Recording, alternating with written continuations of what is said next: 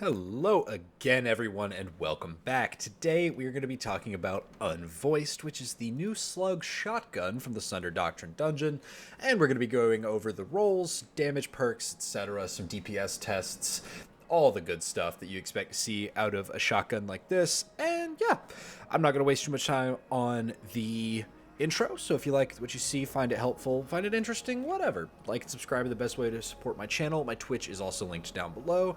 And yeah, let's go ahead and just get started. So for farming Unvoiced, which is the first thing I want to go over, is how to get it. The second and third encounters of Sundered Doctrine can drop it, and Sundered Doctrine does not have a weekly loot lockout, so you can run it as many times as you'd like to continue rolling for this shotgun. In addition, once you've obtained it, the 2 hidden chests in the dungeon can also drop the shotgun, although they are locked to once per character per week, so you will not be able to reliably farm those in the same way you can the second and third encounter. Now that that's out of the way, let's go ahead and hop into the perks.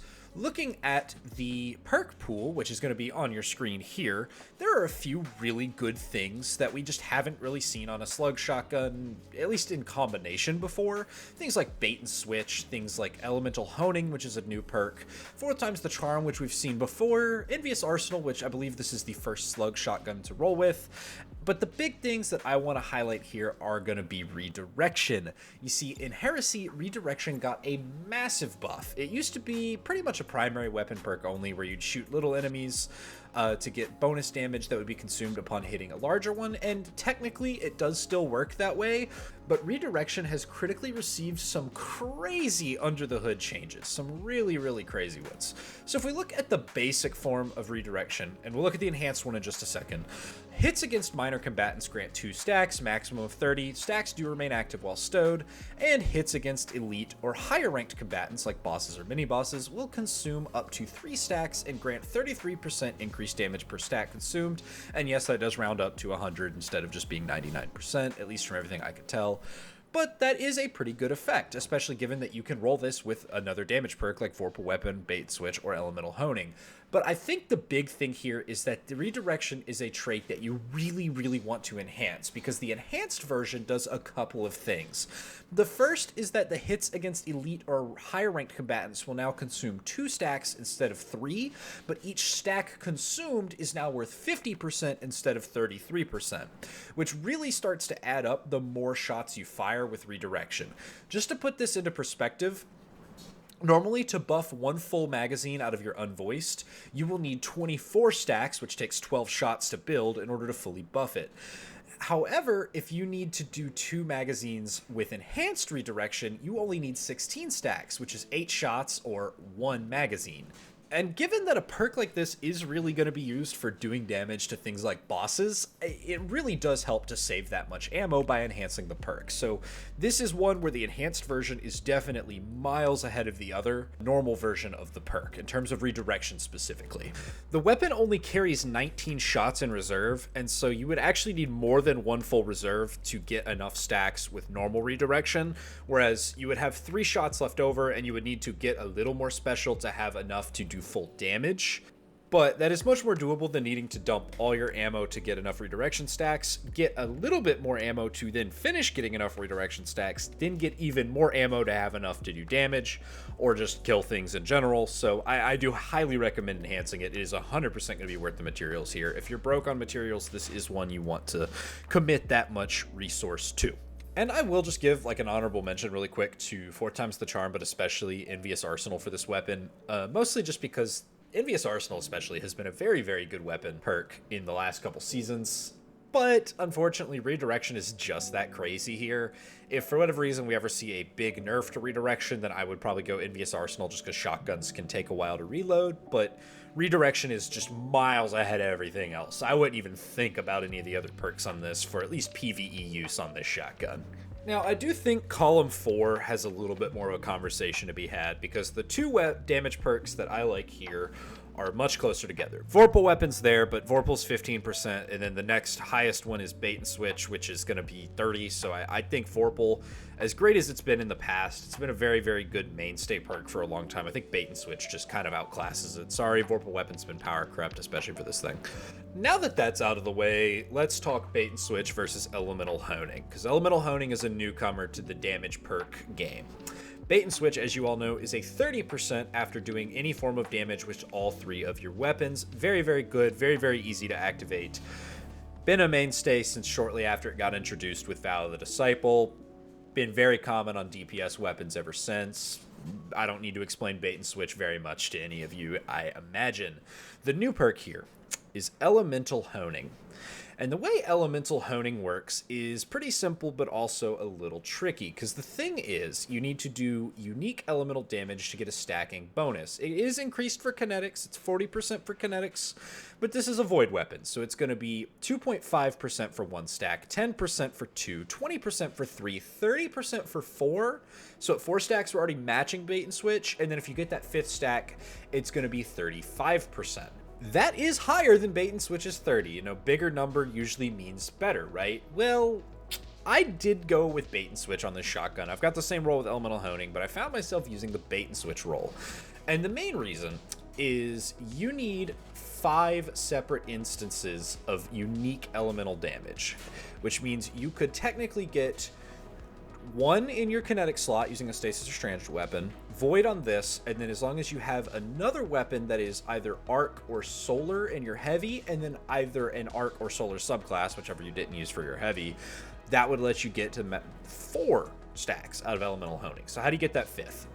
Well, the way to get that 5th is going to be prismatic with your prismatic grenade, and while it's very possible in a lot of cases to do that, like if you're a hunter, you could run your prismatic grenade, which is going to be stasis and solar, and then a strand special weapon in your first slot, and then a arc weapon in your last slot. That would get you 5 unique instances of elemental damage. The only issue that I had when I was playing with it is it felt like a lot of times I had to craft some really, really wonky and often suboptimal loadouts just to try and squeeze every bit of damage out of Elemental Honing, whereas Bait and Switch works with any type of weapon, any subclass, etc. Because again, Elemental Honing kind of struggles the second you're off of Prismatic, and even then it can be tough to find satisfactory weapons for your loadout that fit every niche. It's not terrible, but I didn't like having to jump through hoops for an extra 5% damage when I could just run whatever I wanted and get Bait and Switch's 30. And Bait and Switch has been a very reliable damage perk for years now. Like, Bait and Switch did not get nerfed in Heresy. Elemental Honing just got added. And I don't really think Elemental Honing power creeps Bait and Switch, because it's got a lot of hoops to jump through, whereas Bait and Switch is just pop with one weapon, pop with another, pop with your Bait and Switch weapon, free 30% damage for 10 seconds. It's really good. Now, Elemental Honing does give its damage buff for 20 seconds, which is more time, but still, it's not that hard to reactivate Bait and Switch, and the way this weapon kind of shakes out, we'll look at it a little more in the DPS tests, it's not really hard to reactivate Bait and Switch either. It does flow very well with Bait and Switch. All that to say that currently I would have to cast my vote for Bait and Switch on the Unvoiced shotgun, but Elemental Honing is something to think about if Bait and Switch gets another nerf in the future, which I do not think is the craziest thing, because it is very common, very easy to use, and very good. So I think it could foreseeably get some kind of a nerf in the future, and then Elemental Honing may be worth revisiting. Cool, now that that's done, let's talk about some damage numbers. I used a few things to test. First, I did, and you'll see in the background gameplay here, I'll loop it a couple times. The first shot I did was just a normal, no damage perks active, no Bait and Switch, no redirection stacks, which gave me 41,467 damage per shot. As soon as I activated just Bait and Switch, which is again our 30% damage buff, that jumped up to 53,907 per shot. When we add redirection, things get interesting. Now, the game shouldn't actually really care whether or not redirection or bait and switch is calculated first, because multiplication is commutative. So that basically just means, if you're not a math nerd, you can shuffle around which of the factors in a multiplication problem are where, and then you will end up with the same answer. And in that case, bait and switch being 30% is just a multiplication by 1.3, and redirection is just a multiplication by 2. So regardless of where those calculate in, it should be the same answer. But with bait and switch and redirection both applied, we do 107,814 per shot, which is an absurd amount of damage for a special weapon, at least currently.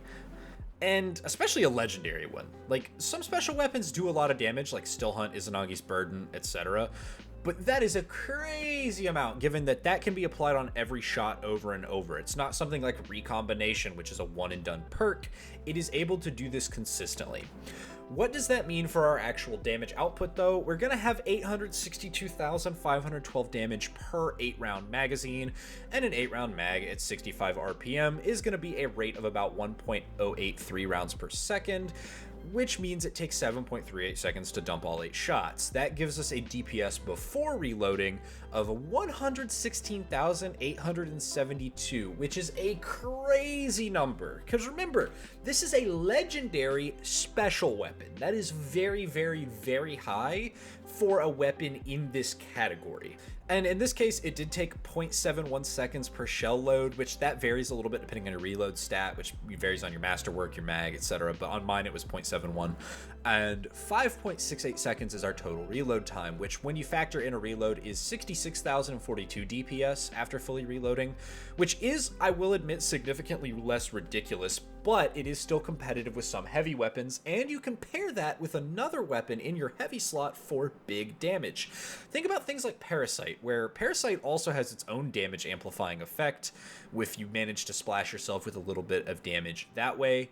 And Tractor Cannon could make this worth using over a pure DPS heavy. If you need a machine gun for an encounter too, this could be something to slot into your loadout if the encounter allows for it. Think back to like when Final Shape first launched and how hunters were so good with Celestial Still Hunt, not just because Still Hunt was putting out crazy damage, but also because Still Hunt was able to carry a DPS phase on its own, so you didn't have to worry necessarily about having your heavy weapon committed to that, and you would see a lot of hunters run Celestial Still Hunt with a machine gun just so they could keep something like a contest raid encounter under control, while still being able to put up DPS that would get you where you needed to go. It's part of why hunters were so prevalent by the end of Contest Salvation's Edge. And now, I do not think that Unvoiced with that role is that crazy, like to the levels of launch Still Hunt, but I do think it is very, very, very good for a potential case like that if you want to have something on deck as a heavy weapon machine gun, something like Parasite, etc. I also will admit we have not had a encounter in like a raid where slug shotguns have been the meta for a while, but I do think part of that is because we haven't had any really, really great slug shotguns in a while, and this one is very, very good. Much, much better than really any of the others we've seen since, I don't know, Heritage got reintroduced with crafting? Like, I can't think of a better slug legendary shotgun since then, at least not off the top of my head. And the other thing is, for loadouts, I do think this thing is very double special friendly, because a lot of times if you're going to run slugs, you run two, so you could run this with Heritage, which obviously usually runs Recombination as its perk. So you could always pop that one shot with Heritage. After stacking your Redirection on this one, you get Heritage's Recombination stacked, and you're pretty much good to go. Mostly because also you'll have to use some of your ammo to stack Recon, which makes this extremely double special friendly, since, you know, you'll need to be able to use some of your ammo to get those stacks, and Special Finder and Finisher can be used pretty easily to get back up to full ammo, especially this season with the Dreadful Finisher in the artifact giving a lot of extra special when you do finishers on powerful enemies. And yeah, you only really need to use about 2 mags worth of damage to get up to max stacks for your 2 mags worth of output from this weapon.